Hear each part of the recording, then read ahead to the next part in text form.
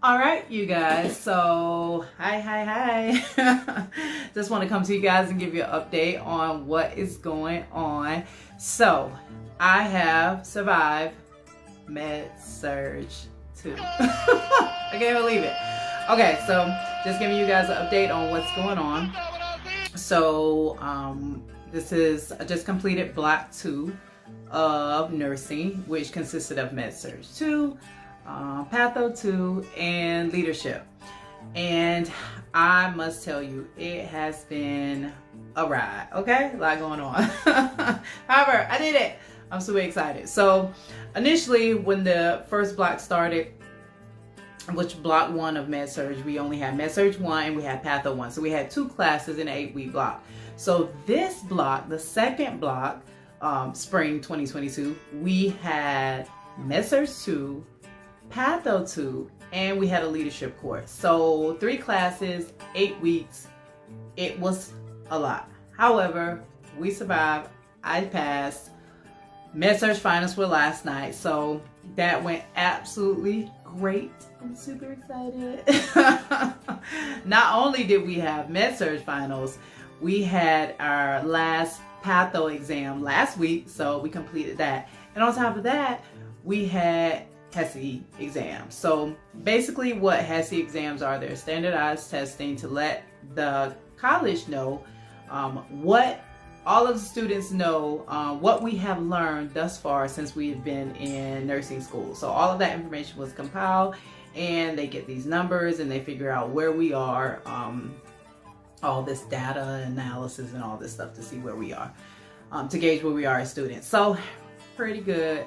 We have one more HESI exam tonight. So we had 4 this block. So we have 2 for Patho, and then the last one is tonight at 6 p.m.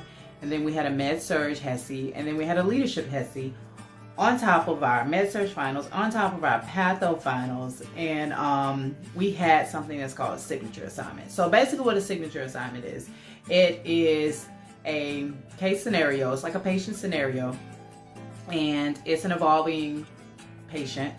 And basically what it is that we get this patient. So for example, we had 2 patients this time, because last block when we had signature assignment, we only had 1 patient. But once we rolled over into block 2 Med-Surg, then we had to start taking 2 patients in our clinical setting. And now I know why, because for signature, we had 2 patient scenarios. So for example, like you have a patient that comes into the ER and they have abdominal pain and their vitals are XYZ, their level of consciousness is XYZ, and then you get all of their history, you get report, you get their past medical history, and then the patient evolves. And during this whole signature assignment that the clinical instructors develop, the patient evolves, and it's like an essay form. So you're like in there typing, like.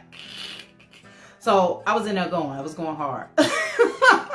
Typing skills were like off the chains, mad good. I was like, But last signature assignment, I kind of got a little distracted because I didn't have earplugs. I was like, everybody was going, and I was like, oh shoot. I never thought that hearing typing would be distracting, but it was. So this time, for this signature assignment, I had earplugs. So they worked immensely. I was so happy. I was like, yeah, I was able to go.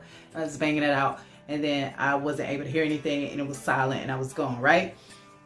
So got that done. That was graded. That was good. And then the signature assignment is part of your exam average. So that was the super important assignment that we had to really pull off, and because it counted towards your course exam. So percentage. So yeah, so done, baby.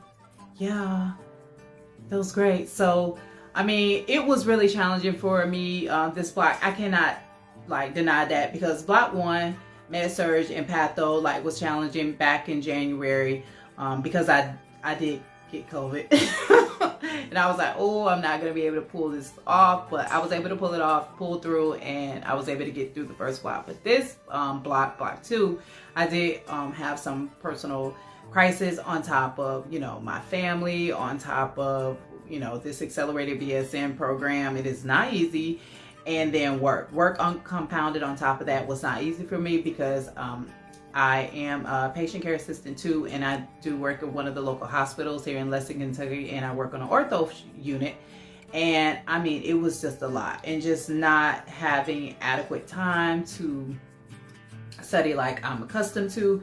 It was just a lot going on. And then of course, like I said, when you have a personal crisis, there is no time for a personal crisis when you're in nursing school. So thank goodness for the facilitators, the instructors, and everybody. I was able to reach out to them and let them know what was going on.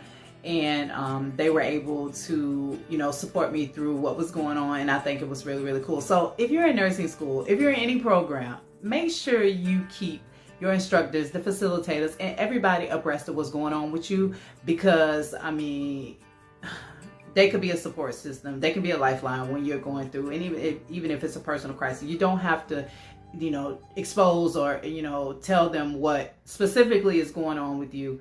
But they can, your facilitators and everybody can be encouraging when you are definitely going through some type of crisis, whether that be personal, whether it be professional, whether it be anything. So communication is key. They say that, it is so accurate. Like, please believe it. Anyhow, so it is done. I am breathing a sigh of relief. I'm entirely happy because I was able to get to hang out with my nurse gang last night, because we was like, oh, everybody came through and they passed. So being able to hang out with them, I haven't been able to hang out with them as I would like to because of studying, because of work, because of everything that was going on. So it was good to kind of hang out with them and kick it a little bit, since we haven't been able to do that. So yes, so we do have a little bit of a mini break. I am traveling, preparing to travel in a couple days. So I'm preparing for that. So I'm excited. We get a little break in between our summer rotation. Oh yes, people, there is no break. I have to go to school this summer. So we are starting peds, and then after pediatrics is OB. So we don't get a break over the summer. So everybody that's splashing in the water, they're at the pool, they're at the beach, they're hiking, they're doing all this stuff. Listen, we would be like this in the books. Yeah, so just want to give you guys an update.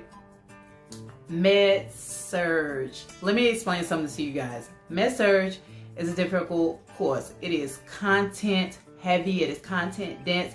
For you guys that have not taken Med-Surg, listen, do not play games with Med-Surg when you get in Med-Surg. Make sure that you are studying. Make sure you're focused. Making sure you're on top of the material, because, baby, we did it. That's all I can say. Like, you have no idea the excitement I'm feeling right now, because Med-Surg is a big deal in nursing school. Oh. But I pulled it off. We pulled it off. Congratulations to the entire nursing cohort. Like, we did it, you guys. So I'm super excited about that. Yeah, so time to take a break. I'm getting ready to like go get my massage right now, because I'm feeling like super super tense with all that typing in my neck. I'm tired of testing. All right, you guys enjoy your day, and yeah, I'll keep you updated.